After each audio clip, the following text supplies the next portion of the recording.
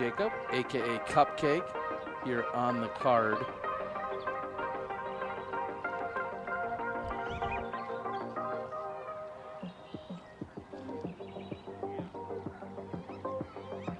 Man, I'm getting flashbacks to the round all of a sudden.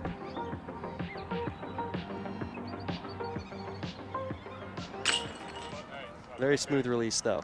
One thing I will say about Cuppy is he takes a while to putt sometimes, but he's a very solid putter, and so I would bet on him making them when he does actually get them, to come out of his hand. Is that any more or less frustrating if somebody takes a long time and then misses? Do you ever feel like, man, all that for a miss? And maybe even yourself. Like, do you ever think, man, if I would just go a little bit quicker? So honestly, with Cupcake, I played a bunch of rounds with him, and one of the nice things is how good he is at putting, because at the end of the day, he one putts every hole. Well, alright guys, today I want to talk about Jacob Courtis, also known as Cupcake. There's a lot of buzz around how long he actually takes on the putting green, and why we have buzz is because no players on the card were calling him on any of the time violations, and there's also no course marshal out on the course reinforcing some of these issues we were having with how long he was taking. And Aaron Gossage and Terry Miller were talking about it basically throughout the entire coverage with the round that was featuring Jacob Courtis, and it just really took away from the coverage how much they were talking about his putting woes instead of talking about the actual throws that were being thrown and the putts that were being put. And I think there's a few different ways that you can look at this. The first way you can look at it is to just have a course marshal out on the course calling penalties on players that are taking too long. That takes the officiating off of the players and puts it in the hands of the officiator. And we saw this at the European Open. They actually had course marshals out on the course. And then obviously we saw that led to some issues as well with Nico Locastro back at the European Open. Now the other way to look at it is that it's the player's fault, and if the players saw a problem with how long he was taking, then the player should have called him on it. And that's actually where I stand. I think the player should be more comfortable calling a player that's taking way too long out. Aaron Gossage was saying that at certain points in the coverage, because Jacob was taking so long with some of his putts, that he was actually, Aaron felt like he was actually having to rush his own shots because he knew how slow the card was playing collectively, that he felt like he needed to play quickly to make up for it. And that is just not a good position to be in when you're trying to compete at the highest level. Now let's take a look at a few more clips of Jacob Courtis and hear what Aaron and Terry Miller had to say. Understandably a little bit tentative. And I got to this point, we were on the second hole, and I decided to speed things up a little bit. This is at 500% speed, and it came in somewhere around 52 seconds or 48 seconds, whatever it is. He makes the putt, just like you said. But it definitely exceeds the 30-second limit. And I'm not here to harp on it, and I'll tell you guys that for the most part, I edited them all down throughout this entire round. It is always a topic of conversation, though, and I think it scares away some viewers, and I think it maybe even frustrates some fans out there. Yeah, honestly, the person you should be harping on is probably me at the end of the day.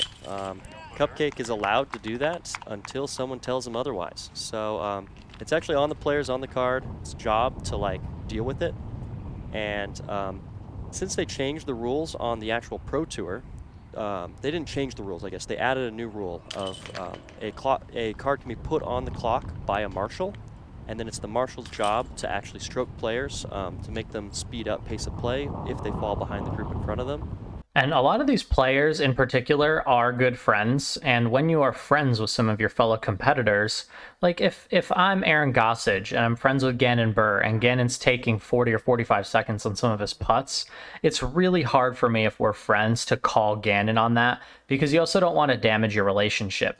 But at the end of the day, if someone's breaking the rules and it's affecting the integrity of the group, it's affecting the spectating experience, and it just is impeding kind of the integrity of the game, taking so long. Particularly, we want disc golf to be fun and exciting to watch, and when people are taking 45 seconds to putt, it is not entertaining to watch. And now we'll hear one last good point from Aaron Gossage, and then we'll wrap up the video. Things are pretty loose, Yeah, you know. I mean, definitely. you guys are obviously playing for some very legitimate money, and out here in the early season, trying to get some reps in and whatnot. But things are relatively loose, and we hear the wind picking up even more. Yeah, this is what's unfortunate about taking your time on these putts. Cupcake took his full routine, got to about 30, 35 seconds, then the wind started picking up quite a bit more. And it's one of those moments where a lot of us would step off our lie because we haven't been taking too much time. But he got up to about maybe 50-some there, and he just had to pull the trigger, and the wind was just getting worse. It was hard to read, and ends up with a missed putt. So yeah, it would have been a relatively easy par save otherwise for him, but now he's going to pick up the bogey on one of the easier holes on the course. And it looked like Gannon Burr and Jordan Castro were getting pretty visibly frustrated with how long Jacob was taking on a lot of these putts. Like, you can just see how disengaged Gannon looks standing behind Jacob in some other scenes during the round. Aaron is being super, overly nice about it, and he's saying, well, it didn't really affect me, this, that, the other thing. But then he goes along and says that, I picked up my own pace of play because he was taking so long. I felt like I was under pressure to pick it up a little bit. So on one hand, he did say that he didn't really care. But on the other hand, he's saying how it directly affected him. Now, I'm not particularly taking sides quite yet. I honestly think that it's just simply on the player to call it. And if you don't call it, then nobody's really at fault.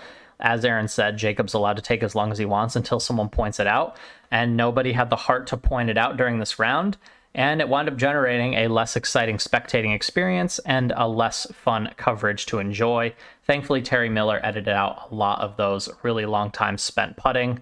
But I'd love to hear what you guys think in the comment section down below. What is going to be the best solution to this? Because this is something we see on the Pro Tour, week over week, and we hear players complaining that certain players take too long, but we haven't really gotten the answers we're looking for yet. I don't see a ton of course marshals out on the course. And again, there can be problems that arise with having course marshals as well. But anyway, comment down below. You're watching Iceberg TV, and take care.